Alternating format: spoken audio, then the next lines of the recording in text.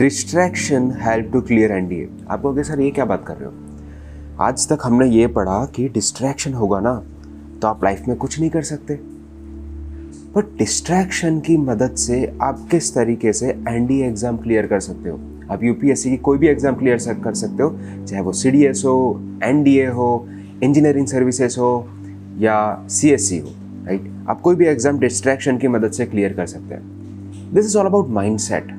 किस तरीके से आप अपने रिसोर्सेज को यूज़ करते हो, किस तरीके से आप अपने उस टाइम को यूज़ करते हो, किस तरीके से आप अपने उस डिस्ट्रैक्शन को यूज़ करते हो।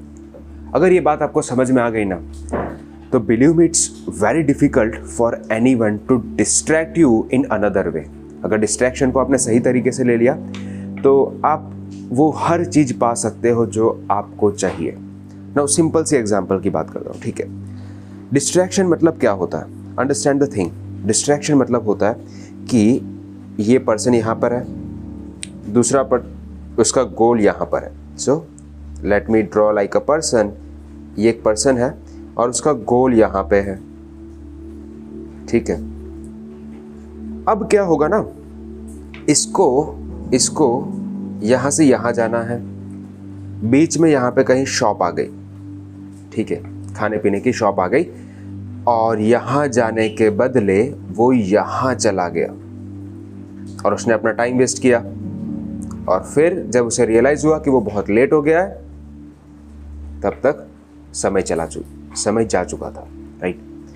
सो डिस्ट्रैक्शन विल डेफिनेटली आपके गोल से आपको भटका दिया। बट अब इसी डिस्ट्रैक्शन को कैसे यूज करेंगे।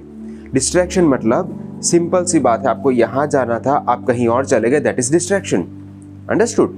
अगर यहाँ जाते हुए यहाँ जाना था और यहाँ चले गए, डिस्ट्रैक्शन है, राइट। अब मैं क्या करूँगा, इसी कॉन्सेप्ट को, इसी चीज़ को यूज़ करूँगा अपने एम के लिए। नाउ सपोज, बहुत सिंपल सी बात समझो, आपने सोचा आज मुझे 6 आवर पढ़ना है, ठीक है। आपने सोचा कि 6 आवर मेरी स्टडी होनी चाहिए।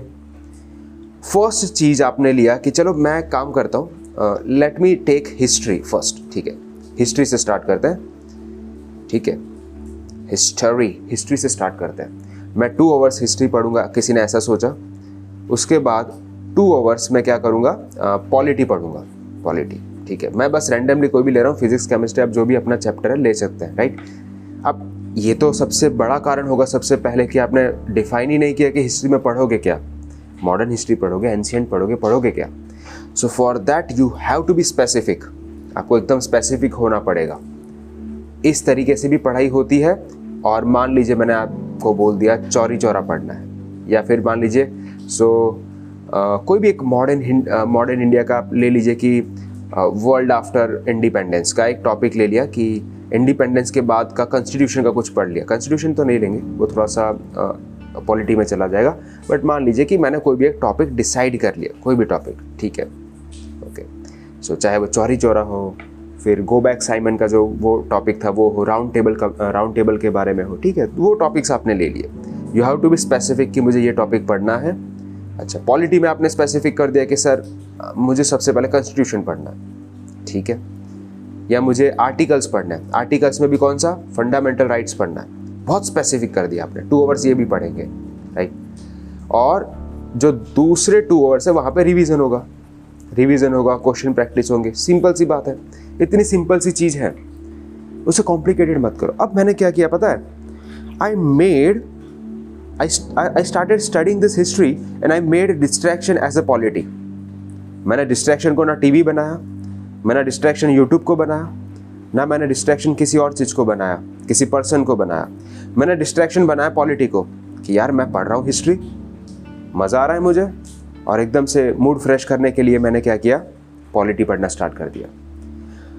हो सकता है आप 2 आवर्स कंटिन्यूसली नहीं बैठ पा रहे हो, कोई बात नहीं, 1 आवर बैठो। 1 आवर नहीं बैठ पा रहे, कोई बात नहीं, 30 मिनट्स बैठो। 30 मिनट्स बैठने के बाद अगर आपको किसी टॉपिक में समझ में आ गया, just move on to the polity का एक आर्टिकल पढ़ लो, डिस्ट्रैक्शन हो गया, you distracted from your path. आपने टारगेट क्या बनाया था कि मुझे चौरी चौरा पढ़ना है, ठीक है, चौरी चौरा इंसिडेंट मुझे पढ़ना है, पूना पैक्ट मुझे पढ़ना है। मैंने आपको डिस्ट्रैक्ट कर दिया, आज ये चलिए पढ़ते हैं फंडामेंटल राइट्स। आप डिस्ट्रैक्ट हो गए, राइट। माइंड को पता चल गया यार डिस्ट्रैक्शन मिल गया, मुझे खुशी मिल गई माइंड को। वो पढ़ते पढ़ते आप तुरंत वापस चले गए इधर, बोला कि मुझे तो गांधी के बारे में पढ़ना है, ठीक है, डिस्ट्रैक्ट हो गए अगेन। अब दोनों ही पढ़ लिया, थक गए पढ़ के थक गए, राइट।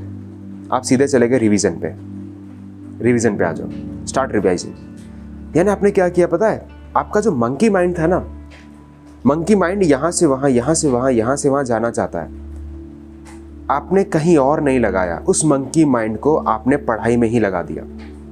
समझ में आ रही है बात? जैसे ही आपने उस मंकी माइंड को पढ़ाई में लगा दिया, आपका काम तो हो गया, क्योंकि अल्टीमेट पर्पस आपका यहाँ तक पहुँचना था। आपने आज के सारे टारगेट भी कवर कर लिए। तो आई होप आपको ये चीज़ समझ में आ गई होगी कि डिस्ट्रैक्शन किस तरीके से आपको आपके गोल तक पहुँचा सकता है।